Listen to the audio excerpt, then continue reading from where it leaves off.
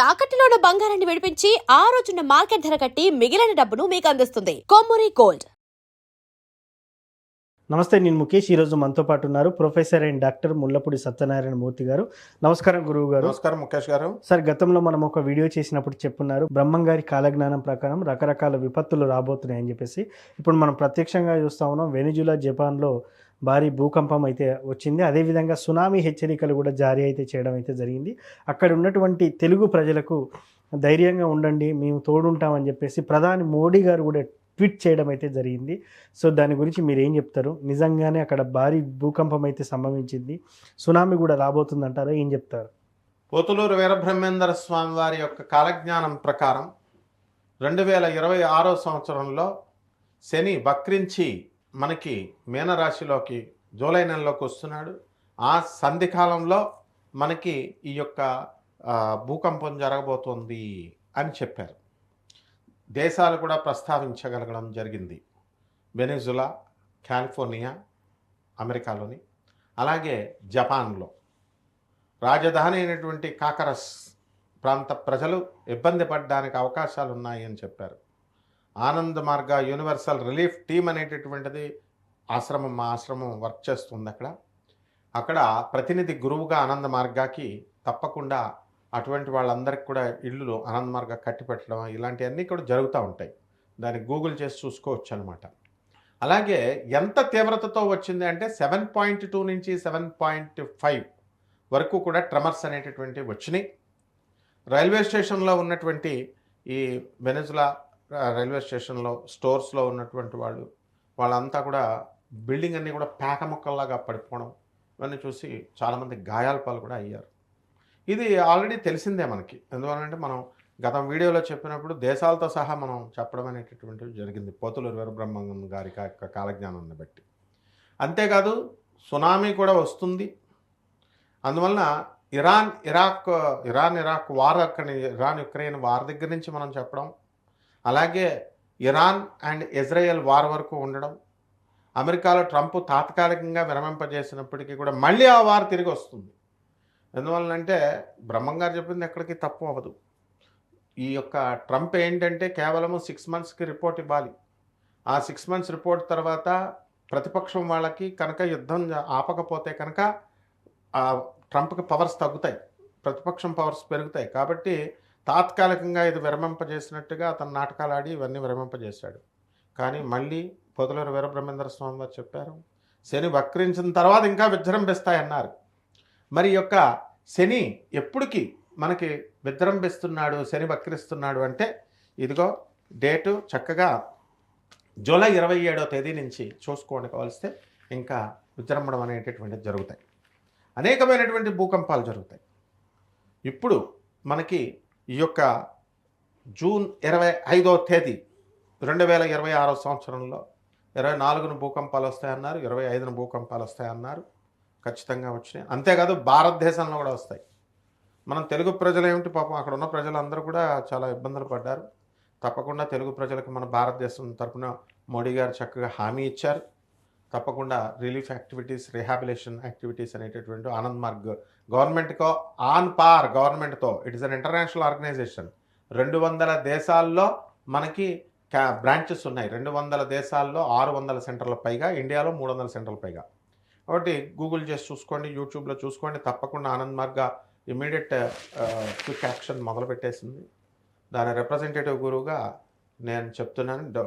మేము కూడా మా ఆనంద్ మార్గ తరపు నుంచి తప్పకుండా ఇళ్ళు కట్టడం ఇలాంటివన్నీ కూడా రిహాబిలేటివ్ యాక్టివిటీస్ అన్నీ కూడా చేయడం జరుగుతుంది.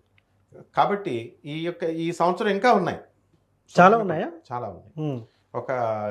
ఈ దేశాల్లోనే ఎందుకు జరుగుతున్నాయంటే మరి మనం ఏం చెప్తాం, ఇప్పుడు భారతదేశంలో పుణ్యభూమి మనది, వాళ్ళే భోగభూములు.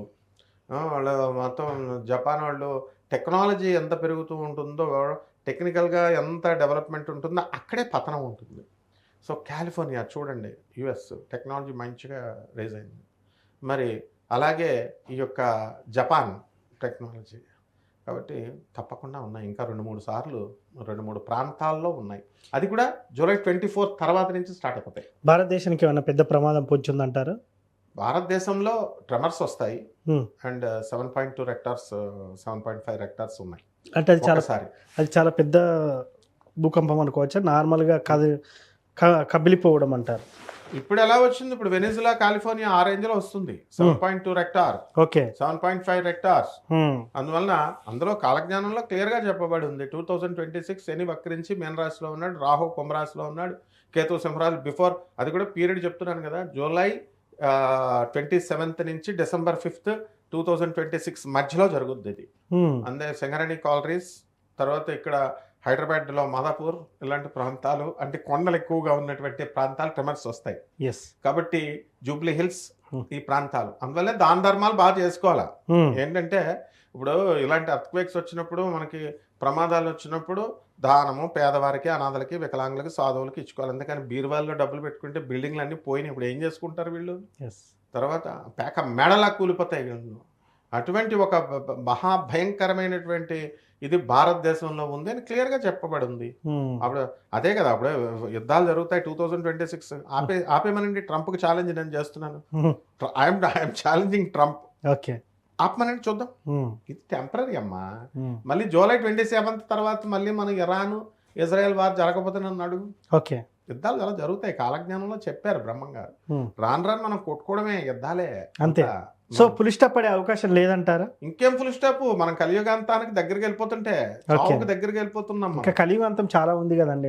ఎవరు చెప్పారా? 4 లక్షల చిల్లర. అది అసలు మా గోగినేని బాబుని పిలాలి. మా గోగినేని బాబు చెప్తాడు. ఎలా అంటే క్యాలిక్యులేషన్స్ అని ఎవడిష్టం వచ్చినట్టు రాసేసుకున్నాడు, పురాణాలు ఎవడిష్టం వచ్చినట్టు రాసేసుకున్నాడు అన్నారు. ఇప్పుడు నేను చెప్తాను చూడండి, గోగినేని బాబు గారు ఆర్గ్యుమెంట్లో చాలా కరెక్ట్ ఉంది. ఎలాగంటే వీళ్ళందరూ ఏం చెప్తున్నారు, గాలిని చూపించగలవా, గాలిని చూపిస్తావా అని అడుగుతారు కదా, అలా దేవుడిని చూపిస్తావా అని అడుగుతున్నారు. గాలిని చూపిస్తావా అని అడిగారు, బాగుంది. శబ్దాన్ని చూపిస్తావా అంటున్నారు. శబ్దం ఏం చేస్తుంది? వినబడుతుంది. శబ్దాన్ని చూడగలుగుతాడా? కంటితో చూడగలుగుతాడా? వీడు అడుగుతున్నాడు. దేవుడు కనబడిపోతాడు, దేవుడు నాతో మాట్లాడుతున్నాడు, దేవుడు చాటింగ్ చేస్తున్నాడు అంటున్నారు. అది పక్కన పడండి. దేవుడు అసలు గాలిని చూపిస్తాం మేము, నువ్వు చూడగలుగుతుందా? ఈ కన్ను చూడగలుగుతుందా? శబ్దాన్ని కన్ను చూడగలుగుతుందా? శబ్దాన్ని కొలగలుగుతాం, కాంతిని కాంతి వేగంతో కొలవగలుగుతాం. దానికి మీటర్స్ ఉన్నాయి.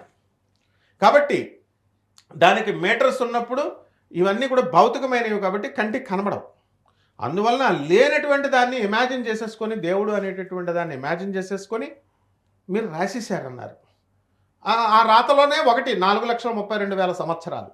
ఎస్, భవిష్యమాలిక క్లియర్గా కాశీనాథ్ మహారాజ్ చెప్తుంటే శోభారాజు గారు అబద్ధాలు చెప్తారా? అన్నమయ్య దేవస్థానం ఆమె ఆ ప్రాజెక్ట్ టేకప్ చేస్తున్న ఆవిడ, వాళ్ళు కాశీనాథ్ మహారాజ్ గారు వాళ్ళ అబ్బాయే కల్కి అవతారం. భువనేశ్వర్ వెళ్తే 5 స్టేజెస్లో ఇంటర్వ్యూస్ జరుగుతాయి. భువనేశ్వర్లో కాశీనాథ్ మహారాజ్ అని కొట్టుకోండి, భవిష్యమాలిక అని కొట్టండి. ఎవరాళ్ళు? భవిష్యమాలిక పంచసకులు. శ్రీకృష్ణ పరమాత్మ వెలిసినటువంటి పూరి జగన్నాథ స్వామి గుడిలో ఆయన సకులు రాశారు భవిష్యమాలిక. ఈ కొన్ని సింబల్స్ ఇచ్చారు, గ్రద్దలు తీసుకెళ్ళిపోతాయి, ఏది పూరి జగన్నాథ్ టెంపుల్ మీద ఉన్నటువంటి జెండాని చూడొచ్చు, చుట్టూ తిరుగుతాయని ఆ మధ్య వైరల్ అయినాయి మనకి. అని భవిష్యమాలికలో క్లియర్గా చెప్పబడి ఉన్నారు. Period is not mentioned, but we are very close.